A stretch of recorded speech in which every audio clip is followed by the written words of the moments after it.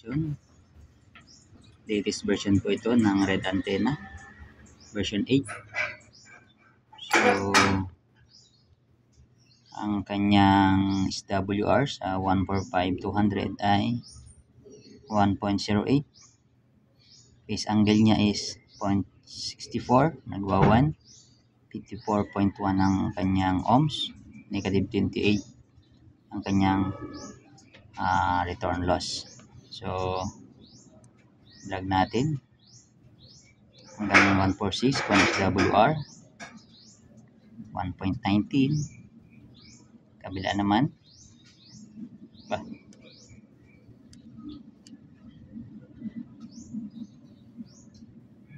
naka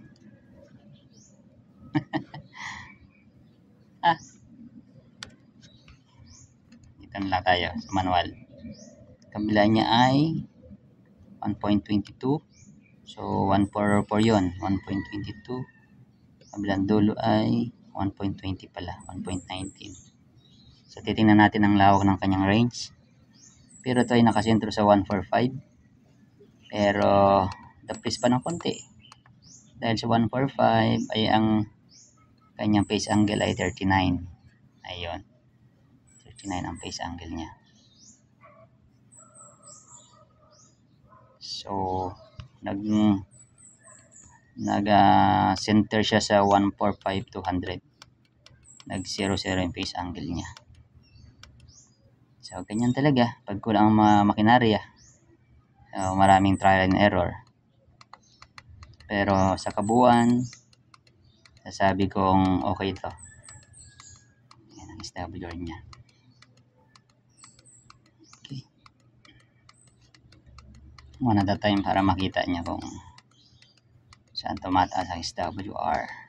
Ayan. Okay. So, ay.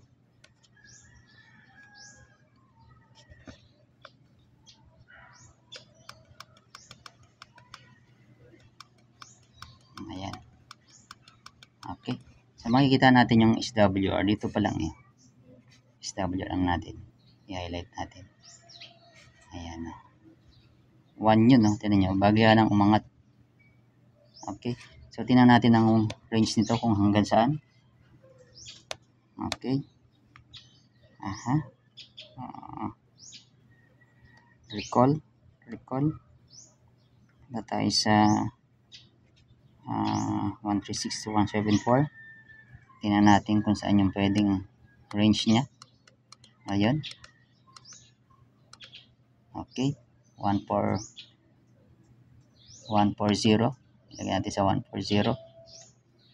Ayan, 140 tayo. 140,560. So, 140 na tayo. Tingnan natin dito.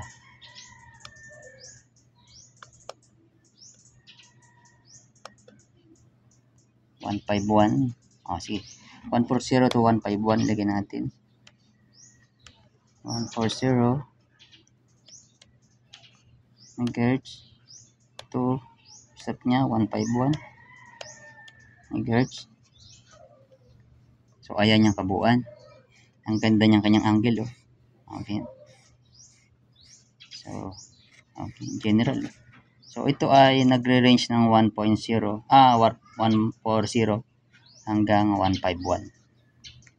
Okay. Sa dulo ng 151 is 151 ng kanyang SWR. Okay. Sa kabilang dulo naman 140 ay 1.6. So sumahin okay pa naman yan eh. 1.5 na yun. 1.6. So kunin na lang natin yung yung maganda SWR. Yan 1.48. 140,660. Okay. Pero tingnan nyo yung kanyang angle.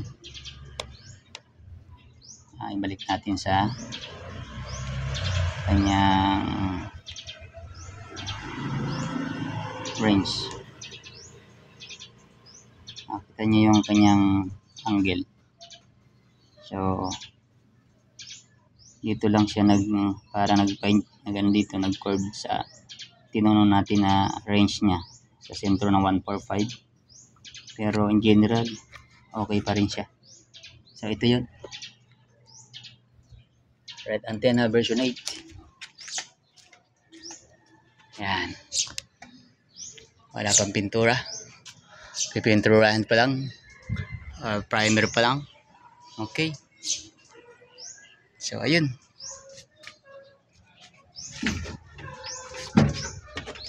Wala pang pintura yan. Oh.